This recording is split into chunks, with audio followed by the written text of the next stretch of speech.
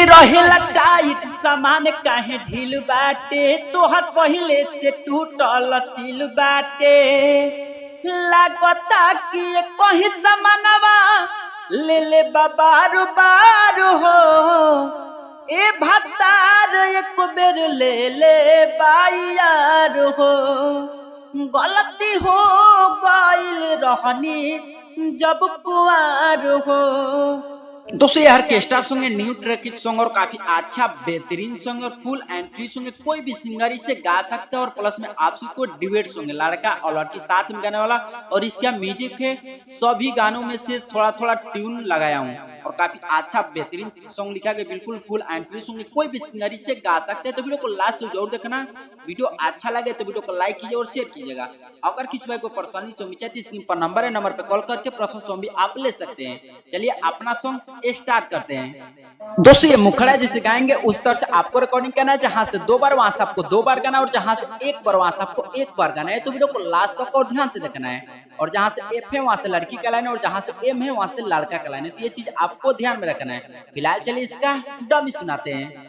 तो पहले एम है तो यहाँ से लड़का बोलेगा, फिर रहेला टाइट सामान काहे ढील बाटे, तोहर पहिले से टूटल सील बाटे। और यहाँ से 2 बार है, फिर रहेला टाइट सामान काहे ढील बाटे, तोहर पहिले से टूटल सील बाटे। लागता कि कहीं सामानवा आले ले बारू बारू हो। तो फिर लड़की बोलेगी, ए भतार एक बेर ले ले बायार हो। गलती हो गइल रहनी जब कुआर हो, ए भतार एक बेर ले ले बायार हो। गलती हो गइल रहनी जब कुआर हो।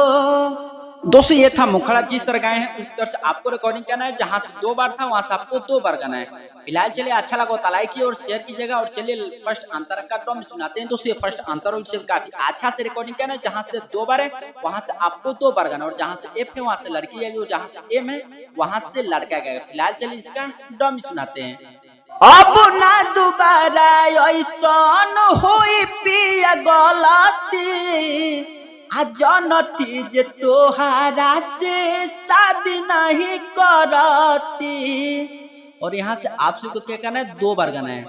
अब ना दोबारा ऐसन होई पिया गलती, जनती जे तोहारा से शादी नहीं करती। गलिया से कटले जैसे कटले बासियार हो, ए भतार एक बेर ले ले बायार हो। गलती हो गइल रहनी जब कुआर हो, ए भतार एक बेर ले ले बायार हो। गलती हो गइल रहनी जब कुआर हो।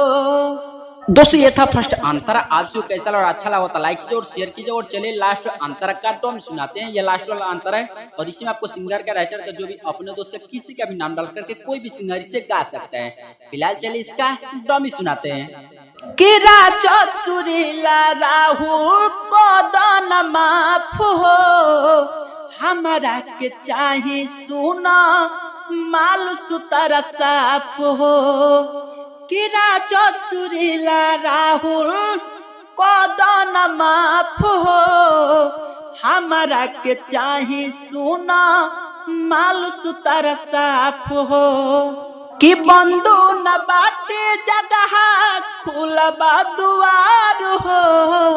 कि लड़की गलन, ए भतार एक बेर ले ले बायार हो। गलती हो गइल रहनी जब कुआर हो, ए भतार एक बेर ले ले बायार हो।